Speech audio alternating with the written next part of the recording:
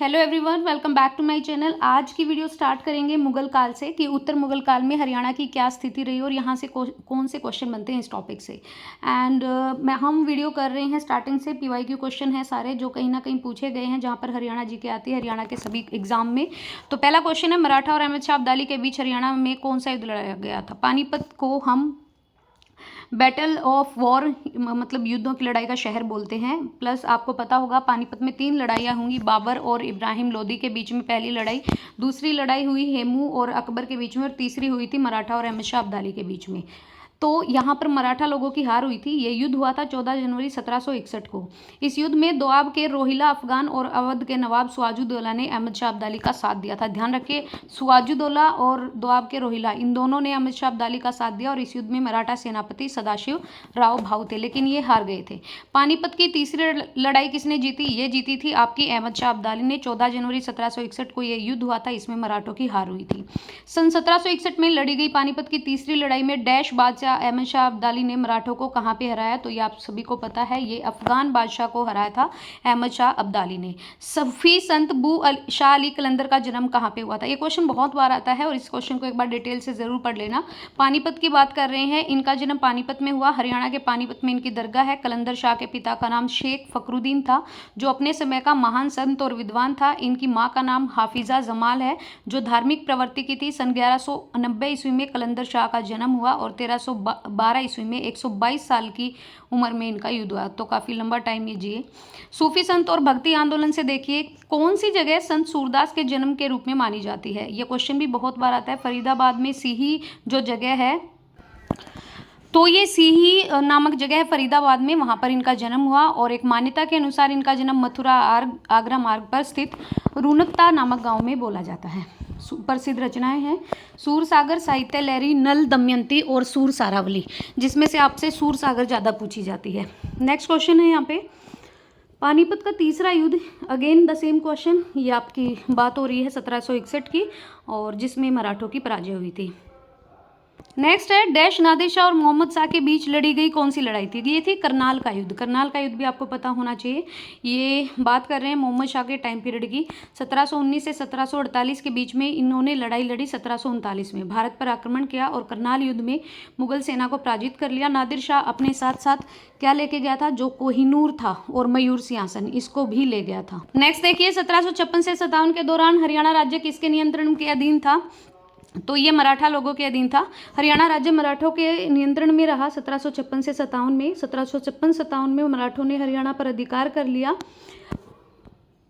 पानीपत का तीसरा युद्ध हुआ था 14 जनवरी 1761 को, और इसमें मराठा साम्राज्य और अफगानिस्तान के जो बादशाह अहमद शाह अब्दाली के बीच, और जिसमें आपका अफगानी सेना विजयी रही। इस विजय ने उत्तर में आगे की ओर मराठा प्रगति और नियंत्रण को प्रभावित भी किया। पानीपत की तीसरी लड़ाई किससे संबंधित है? यह है आपका कालाअंब से। कालाअंब एक प्रसिद्ध स्थान है पानीपत के अंदर ही, जहाँ पर तीसरी लड़ाई लड़ी गई। यह स्थान पानीपत शहर से 8 किलोमीटर दूर है। लड़ाई लड़ी गई 14 जनवरी 1761 को, और इसमें मराठा सेना हार गई। अहमद शाह अब्दाली वो हुए, मतलब विजयी रहे। नेक्स्ट है, कुरुक्षेत्र के स्थानेश्वर मंदिर का पुनर्निर्माण किसके द्वारा किया गया? एज यू नो कि स्थानेश्वर एक बहुत प्रसिद्ध जगह रही है और हेमू ने इसको अपनी राजधानी बनाया पहले, फिर उज्जैन चले गए वर्धन वंश के जो हर्षवर्धन थे आपके। तो हेमू ने नहीं भाई, सॉरी, वर्धन वंश के जो राजा थे हर्षवर्धन, उन्होंने यहाँ पर अपनी राजधानी बनाया था। कुरुक्षेत्र का स्थानेश्वर मंदिर का पुनर्निर्माण कराया था मराठा सदाशिव राव के द्वारा। ये मंदिर भगवान शिव को समर्पित है। इस मंदिर के सामने एक कुंड भी बना हुआ है, और इस मंदिर में महाभारत युद्ध से पहले पांडवों ने विजय की कामना करते हुए यहाँ भगवान शिव की पूजा की थी। नेक्स्ट है आपका, मराठा और अहमद शाह अब्दाली के बीच लड़ा गया युद्ध, तो ये था पानीपत का तीसरा युद्ध। तो बहुत बार ये मैं बता भी चुकी हूँ, आप जो चीज़ याद रखिएगा, पानीपत की तीसरी लड़ाई में इब्राहिम खान गारदी ने तोप खान का नेतृत्व किया, और इस युद्ध में महाराजा सूरजमल ने मराठा सैनिकों को आश्रय भी दिया था। पानीपत की तीसरी लड़ाई 1761 में मराठा तोपखाने का प्रभारी कौन था? तो इब्राहिम खान गारदी था, ये याद रखिएगा, नया क्वेश्चन है। पानीपत की तीसरी लड़ाई के बाद निम्न में से किसने मराठा शरणार्थियों को आश्रय दिया था? तो अभी हम पढ़ के भी आए हैं, ये थे सूरजमल, इन्होंने मराठा को आश्रय दिया था। किस युगम या शासक रियासत का सही मिलान नहीं है? तो अब्दुल रहमान खान ये झज्जर से थे, अहमद अली खान फरूखनगर से, राजा नाहर सिंह आपके बल्लभगढ़ से, लेकिन जो हसन अली खान थे वो बहादुरगढ़ से नहीं थे। रोहतक और झज्जर के बीच एक जगह थी दुजाना, वहाँ की रियासत एक फ़कीर बाबा दुर्जन शाह के द्वारा स्थापित किया गया और रियासत के तीसरे नवाब हसन अली खान का कार्यकाल 1850 से 1867 तक रहा।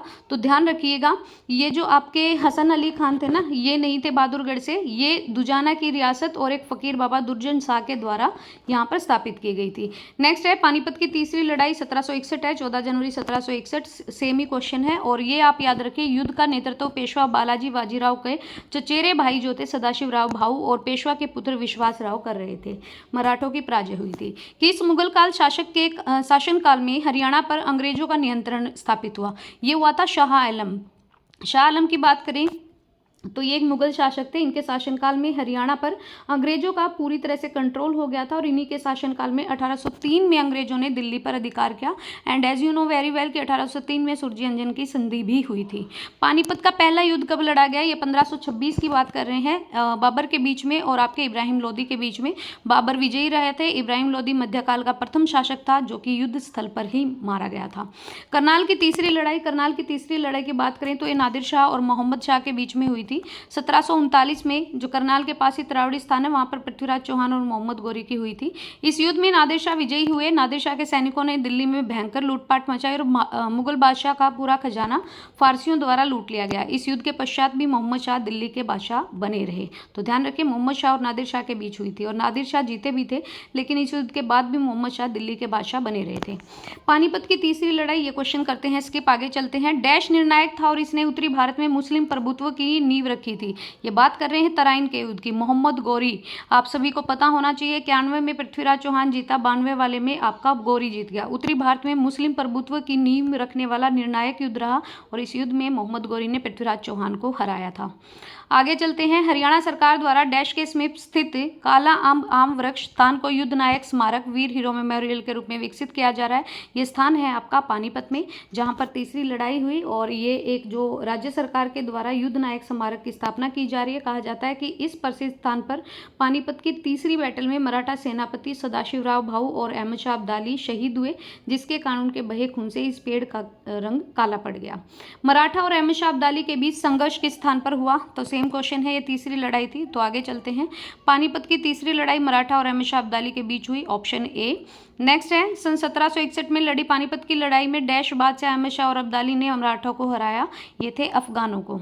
ठीक है, पानीपत के मैदान में 3 लड़ाइयाँ रही। पहली लड़ाई हुई आपकी 21 अप्रैल 1526 बाबर और इब्राहिम लोदी के बीच में। दूसरी हुई 5 नवंबर 1556 हेमू और अकबर के बीच में। तीसरी लड़ाई हुई 1761 14 जनवरी अफगान आक्रमणकारी अहमद शाह अब्दाली और सदाशिवराव के बीच में, जिसमें मराठा लोगों की पराजय रही, मराठा सेना की।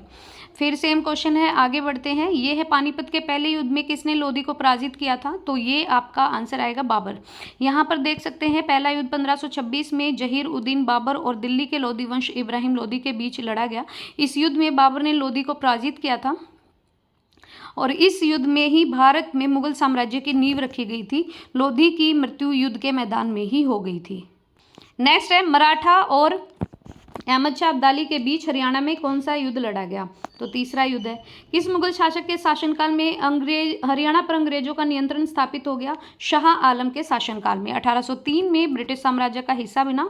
मुगल शासकों में शाह आलम एक कमजोर नेतृत्व प्रदान करने वाला शासक था। अंग्रेजों ने हरियाणा पर अधिकार करना आसान नहीं था। हरियाणा के लोग स्वतंत्र रहना चाहते थे, जो बाहरी हस्तक्षेप को स्वीकार नहीं करना चाहते थे। तो कल पढ़ेंगे हम जॉर्ज थॉमस जब हरियाणा में आए तो उनके काल में क्या क्या हुआ, कहाँ से आए, कौन कौन सी रचनाएं हैं, वो सब डिस्कस करेंगे। तो ज़्यादा क्वेश्चन नहीं करेंगे, ऐसे करोगे पेपर तक आराम से आपका रिवीजन हो जाएगा अगर आपने एक बार बुक को अच्छे से पढ़ लिया है तो गाइज वीडियो पसंद आए तो please like and share and please subscribe the channel also and you can join our Telegram channel if you want to get update regarding the recruitment admit card and result also. So thank you so much, thank you for watching.